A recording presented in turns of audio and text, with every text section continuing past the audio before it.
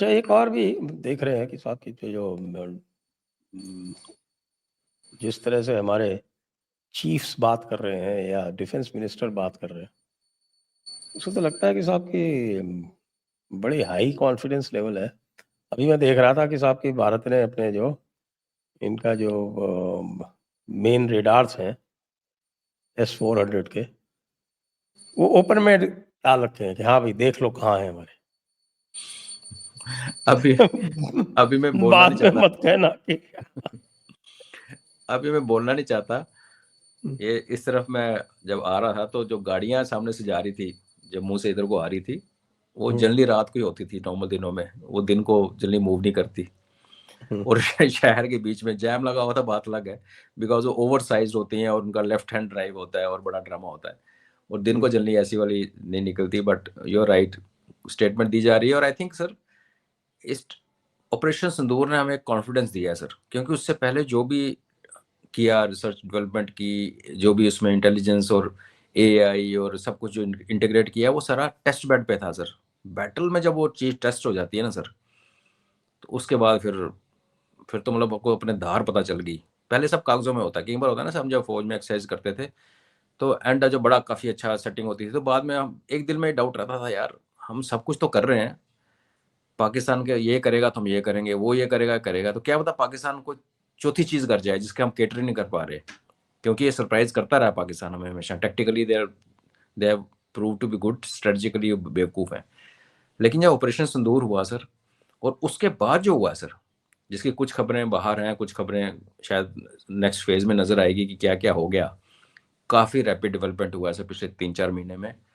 तो वो कॉन्फिडेंस जो आप कह रहे हैं, चीफ साहब हो गए, रक्षा मंत्री की स्टेटमेंट, और ये तो हम सब समझते हैं सर, डेमोक्रेसी है जहाँ जो भी बोला जाता है हाईएस्ट लेवल पे वो सब सोच समझ के और आपस में सोच विचार करके बोला जाता है, ऐसे मैसेजिंग।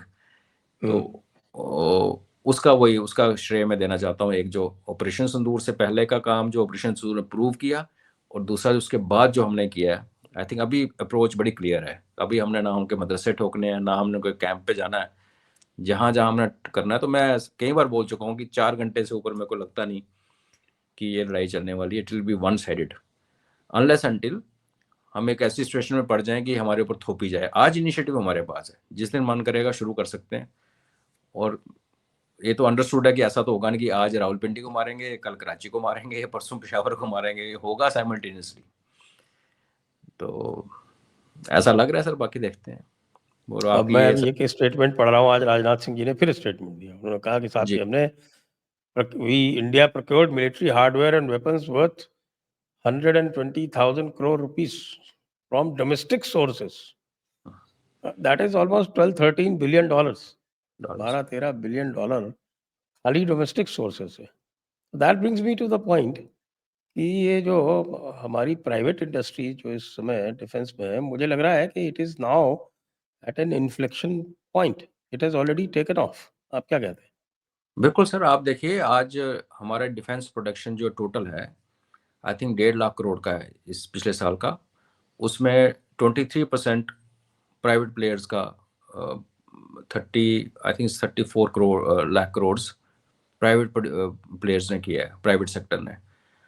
और जो आज राजनाथ सिंह का स्टेटमेंट था विज्ञान भवन का, कल था आई थिंक, हम्म, कि वो जो कह रहे थे कि ये जो हम बात करते रहते हैं होल ऑफ नेशन अप्रोच। आज तक होल ऑफ नेशन अप्रोच ये होती थी कि भाई मिलिट्री एंड डिप्लोमेसी एंड सारे मिलजुल के करते थे, but now is throne it very open कि ये हर सिटीजन की जिम्मेवारी है देश के लिए काम करना, देश की सुरक्षा के लिए काम करना। उसमें प्राइवेट सेक्टर से लेके इंडिविजुअल इनोवेटर्स सबको उन्होंने कॉल किया। और जो जो प्रोसेसेस इन्होंने शुरू किए ना सर, जैसे प्रोडक्शन लिंक्ड इंसेंटिव देना शुरू किया है, वो एक आईडेक्स करके प्रोग्राम शुरू किया है, हमारे डिफेंस प्रोक्योरमेंट प्रोसीजर्स चेंज किए हैं। तो उससे तो जो जैसे आप कह रहे हैं, ये उसके ट्रिगर्स हैं। इसमें टाइम लगा है sir, they have taken about 7-8 years to come to this stage. But आज अगर 25% है, एंड आई थिंक अभी गवर्नमेंट का प्लान है कि 2029 आते आते इन्होंने 50 लाख करोड़ का एक्सपोर्ट करवाना है प्राइवेट प्लेयर्स का। आज से पहले ये भी था सर कि आप डिफेंस प्रोडक्शन की सबसे बड़ी बीमारी यहाँ ये थी, जो डीआरडीओ की फीडबैक पे बेस्ड थी, कि आप रिसर्च करवाते हो, डेवलपमेंट कराते हो, नया वेपन सिस्टम बनता है, और जब सब बन जाता है जिसके लिए 8-10 साल लगते हैं हमारी स्पीड में और करोड़ों रुपए लगते हैं, बाद में फौज कहती है कि हमें ना 250 मिसाइल चाहिए बस। तो जिसने इतना पैसा लगाया वो 250 मिसाइल बचा के उसके बाद दुकान बंद करके बैठेगा। तो तब ये डर होता था कि जब हम जो चीज़ें बाहर बेचेंगे तो फिर हमारे ऊपर यूज़ की जाएंगी। तो आई थिंक वो भी government has taken a very clear stand, control है लेकिन एक्सपोर्ट करने दिया जाएगा। तभी ये डिफेंस प्राइवेट सेक्टर तभी सर्वाइव करेगा अगर हम उनसे सामान खरीदें प्लस उनको अपने फ्रेंडली नेशंस को सेल करने की परमिशन दें। अदरवाइज कंजप्शन का एक पैटर्न है ना सर, सिंदूर रोज थोड़ी होता है, इतने सालों बाद हुआ है, 25 साल के बाद हुआ है एक बड़ा ऑपरेशन। अगला ऑपरेशन कब होगा किसी को पता नहीं।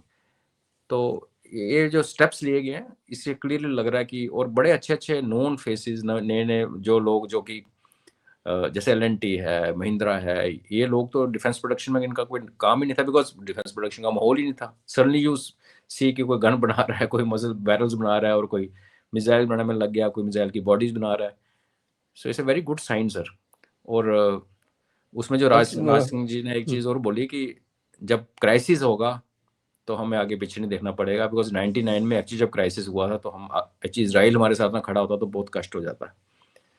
सो दैट चेंज उसके लिए एक प्राइवेट और सेक्टर। स्टेटमेंट राजनाथ सिंह जी ने दिया कि we will have our first defence unicorn very soon. First defence unicorn मतलब $1 बिलियन $1 बिलियन टर्नओवर का सो यूनिकॉर्न जो है, तो वो डिफेंस में भी यूनिकॉर्न आने वाले हैं। अब आपने देखा कि स्टार्टअप्स में कितनी तेजी से आ गए unicorn. Now we are expecting unicorns to come up in the defence sector also. एक और भी चेंज ये करने जा रहे हैं, वो ये कह रहे हैं कि साहब कि यदि फॉरेन कंपनीज 100% यहाँ इंडिया में रजिस्टर करके करेंगे तो उनको हम 100% इक्विटी भी परमिटेड करेंगे if they are doing local manufacturing. हाँ I think that is that's very realistic and that's logic.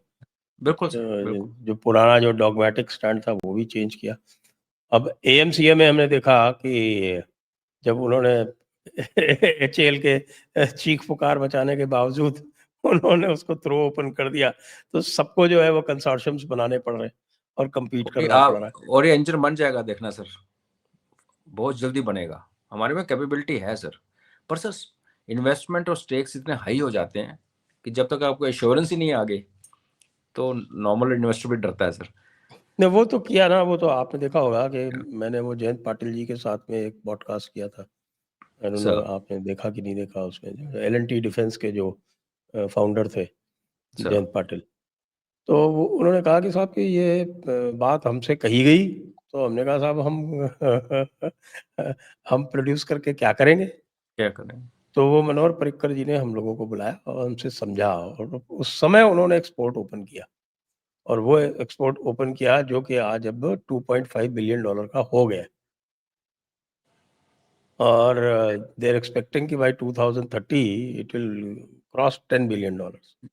Sir तो ये काम भी, बहुत सारी चीज़ें, इनफैक्ट मैं तो जितने भी लोगों से बात करता हूँ, वो सबसे ज़्यादा तारीफ अगर किसी की करते हैं तो वो मनोहर पर्रिकर जी की करते हैं कि दिस मैन अंडरस्टूड थिंग्स। और जो बहुत सारे चेंजेस हैं, इंक्लूडिंग ये जो रफाल आया है, अरे रफाल और ये जो नई गन्स आई हैं, ये आपके ये हमारे जनरल शंकर तो डायरेक्टर जनरल थे आर्टिलरी के, तो उनसे भी जब बात होती है कहते हैं इट्स ऑल बिकॉज ऑफ हाँ, बिकॉज मिस्टर पर्रिकर। इसको डाउट ही नहीं, कोई बिकॉज सर हमारा ना decade long year 5 year 10 years का प्लान बनता है, मॉडर्नाइजेशन प्लान 20-20 साल का बनता है। तो ये सब जो चीज़ें आप देख रहे हैं, यू एब्सोल्युटली राइट, ये उस टाइम के बने हुए हैं। और जो प्लान बनता है उसके अंदर जो हार्ड वर्क होता है, जो ब्रेनस्टॉर्मिंग होती है, मल्टीपल सेशंस होते हैं, दुनिया भर के स्टेक होल्डर्स बैठ बैठ के बनाते हैं, वो मेजर एक्सरसाइज उनके। आरटी मॉडर्नाइजेशन प्लान तो पहले बन चुका है, अभी क्या हो रहा है उसको एग्जीक्यूट किया जा रहा है सर। पर वो इतना अच्छा बना है कि जो माइलस्टोन अपने लिए रखे गए थे, जो कि प्रोजेक्ट मैनेजमेंट में जैसे होता है, तो वो ऑलमोस्ट टाइम पे चल रहे हैं because of good planning end of course support, and फिर और जो चीज़ें बदल रही हैं दुनिया में। ये तो आपकी जितनी भी हैं, ये धनुष है, ये ATAGS है, ये आपके शारंग का मॉडर्नाइजेशन हुआ है जो, प्लस आपकी M777, ये सारा जो है ये मनोहर पर्रिकर जी के टाइम का है। पैकेज बिल्कुल, आई थिंक उसमें थोड़ा और थोड़ा चेंज कह लीजिए या थोड़ा सा रिप्लेसमेंट आएगा, वो होगा कि कई चीज़ें जो हमने पहले प्लान की थी कि हम बाहर से लेंगे, वो अब हम खुद बना रहे हैं। वो जो कि करेक्ट। जो उसको और स्ट्रेंथन करता है, कॉस्ट कट करता है और स्ट्रेंथन करता है उस प्लान को।